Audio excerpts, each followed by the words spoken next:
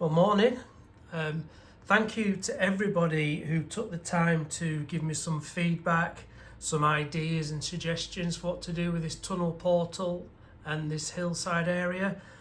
Really appreciate it. It's given me loads to think about, some glaringly obvious things really, which hadn't come to mind. So what I'm going to do is I'm going to mock up a couple of different bits and just leave them all in place for a couple of days each, just to get a feel for it. And then maybe come back to this. So I'm going to step away from it for a couple of weeks and start to look at a couple of other bits that are on my list to do that I'd really like to think about moving forward.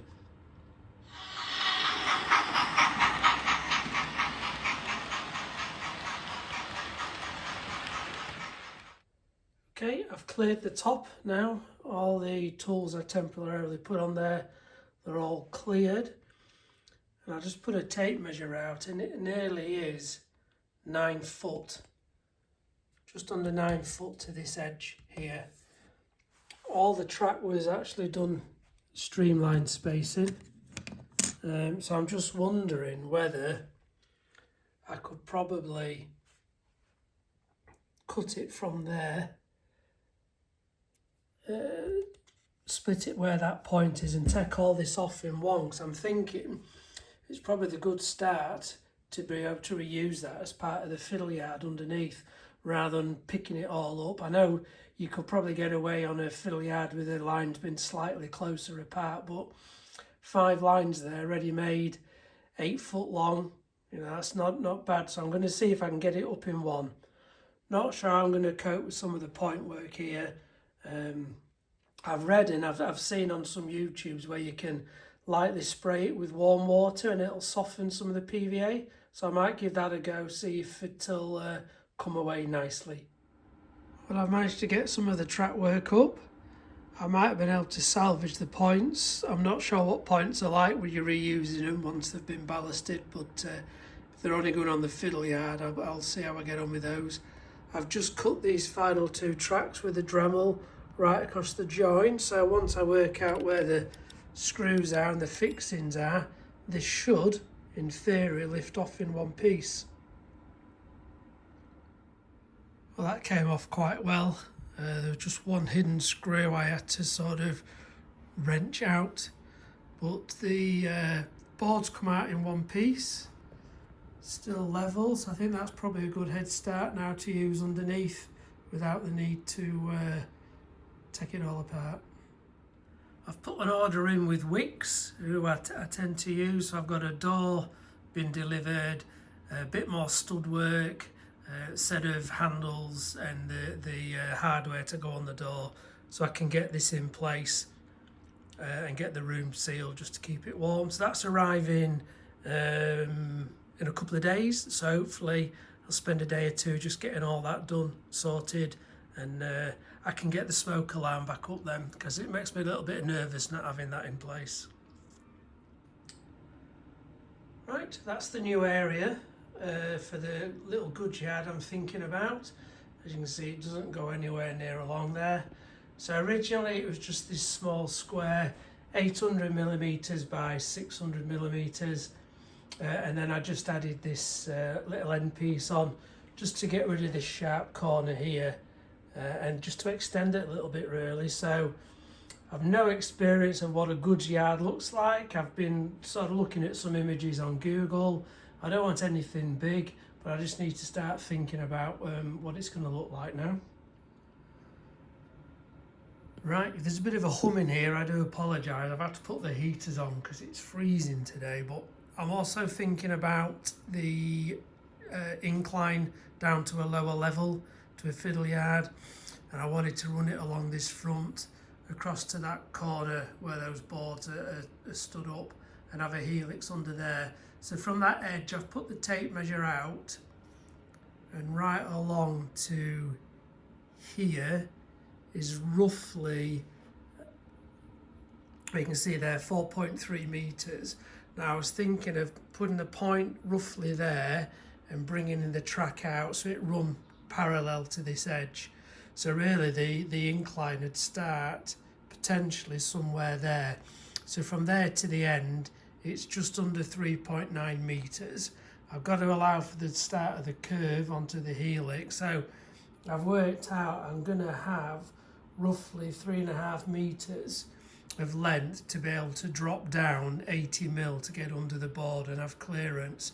So that works out at just over a 2% incline, which I'm hoping is shallow enough to be able to, for most of the locos and passenger trains to cope with.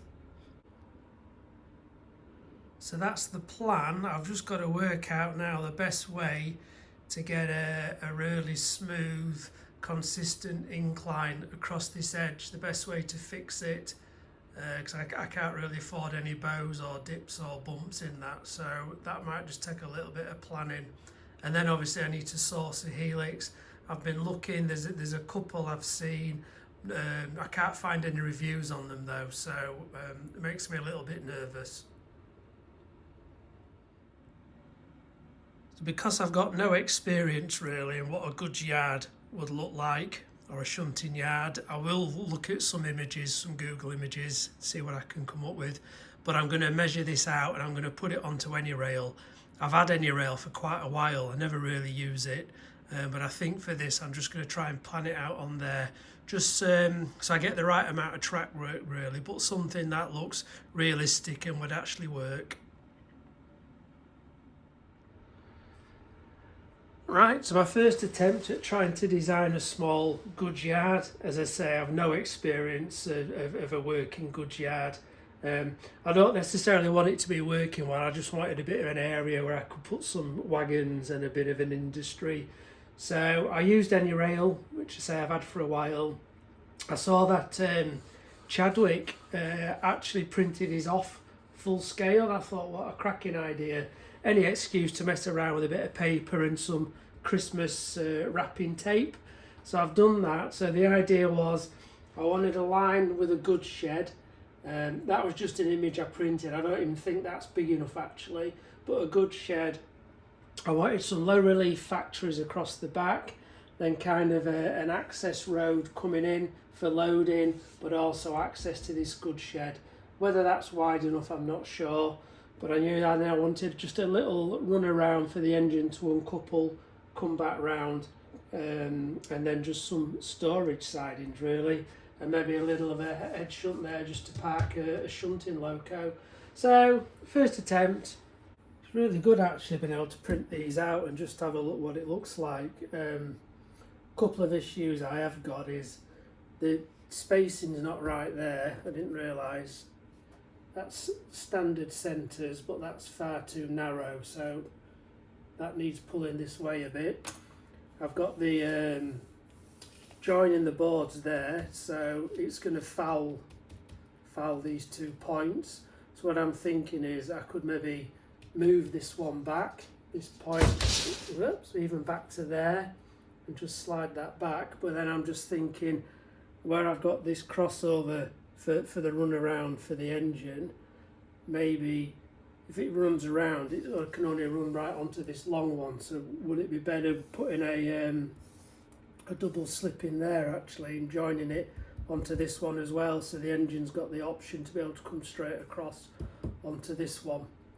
So I can still play around with that, but as I say, having it actually full size there does help you spot these little things.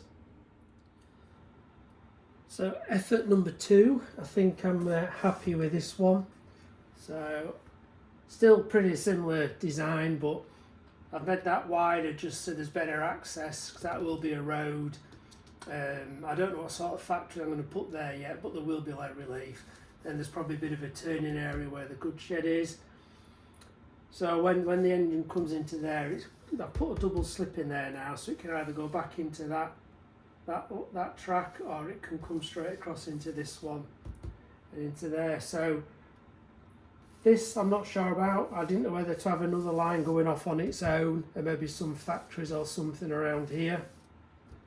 And then I got the head shunt there. So I think I might go for something like that. I've just now started just to rummage through my little box of goodies just to see what I've got and what I'm going to have to maybe go out and purchase. So I've got pretty much everything, apart from the double slips, which obviously are the most expensive. So there's 2 double slips, and that's a small radius right hand point, which I haven't got, but I've got quite a few of the medium ones, so I don't know whether I'll be able to swap that out. I think there should be enough there to be able to smooth that track into it, so I might get away with that. So I've got enough of all the other points, I've got enough of the flexi track that I can use, so it's probably just I need to be on the lookout now for a couple of double slips. I was hoping to reuse some of the points that I took up from the original coach sidings. Some I can, but a couple of them, like this one, since I've taken it up, it's not throwing properly. There's quite a gap down this side. Similar with this one, it's not quite engaging fully along this edge. So whether I've bent them when I brought them up, I don't know. I don't know if there's anything I can do with those, manipulating them back into place, but last thing I want is to get them all down and then wagons and what have you not be able to pass over them properly. So I might just bite the bullet and use some unused ones that I've got. It's just this area with the double slip I'd overlooked yet again. So I don't know if you can see, that's where the baseboards join. So there's a batten on this one and a batten on that one, and that's the width. So I don't know if it's going to foul particularly that side for the point motor. This one I might get away with because it'll be, I think it's somewhere about there, but this one's a bit close, so I'm either going to have to do something with the battens, or whether that can be moved across slightly and move that back, just so that's bang in the middle and there might be enough leeway each side. But until I get the double slip and place it and just drill through and have a look what's what, I'm not really going to know.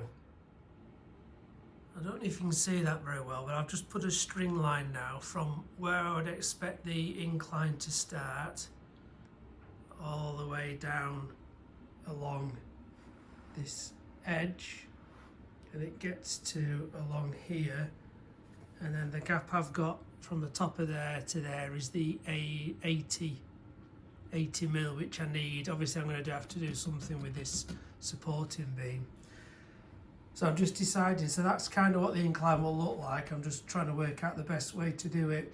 I don't know whether to fasten a level batten across here and then buy one of the Woodlick and risers to put on top of it, just to make sure I get a really consistent slope, or whether I just get a long length of wood and actually fasten it at that angle. So I'm thinking about that. Obviously I've not got the Helix yet, so that could play a big part in how that's actually going to look. But as I said before, the choice now is to do this incline and get the fiddle yard underneath, or do some work on that goods area.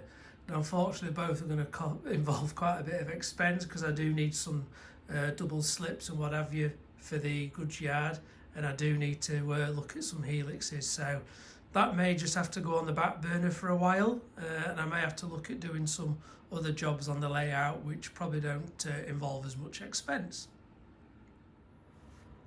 Thinking about it, I'm probably not ready for this area yet anyway, so I can hold off trying to fork out for these double slips, because if I get all this in situ now, I'm really going to struggle to finish off this scenery around here and reach to there. Access is difficult enough, so before I do all this I'll take the boards back out so I can get better access, just to maybe get a retaining wall and an embankment across here, and then do something with this field. So I guess it's a bit of a blessing in disguise really, not having those double slips.